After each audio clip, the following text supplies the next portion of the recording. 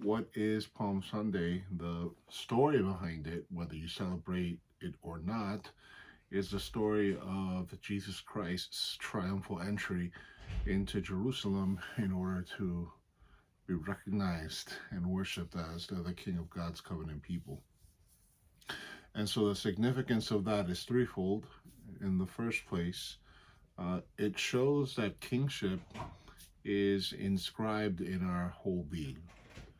Now, what does this mean? This means that if we are made in the image of God, then God, who himself is a king, a ruler of all time and space, creates man in his image so that he also may guard and keep creation. And so that's a very important thing to understand, that as we recognize Christ as king, God himself becomes man in order to rule in his own person over all of creation, and we who follow him can also do so in his name. So kingship is inscribed in our being. That's very important. Secondly, kingship is pervasive over all that we do. Whether we live in a monarchy, as we find in many nations in the East and in the West, or you live in a country like the United States where there is no king. People say, we don't want a king, no kings. Um, there is a king, though, the law. The law is king. The law is supreme.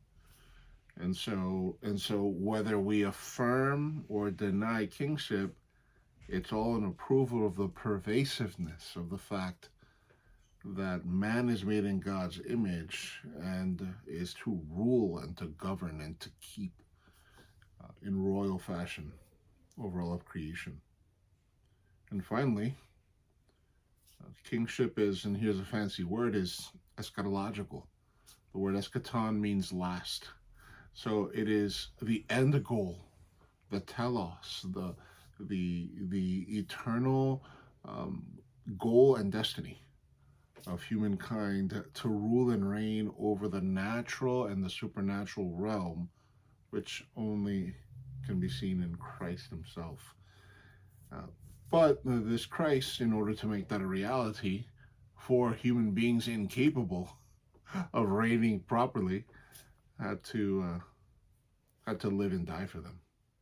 So the King at the beginning of this Holy Week is reigning and ruling and showing who he is, and he's about to die for sinners.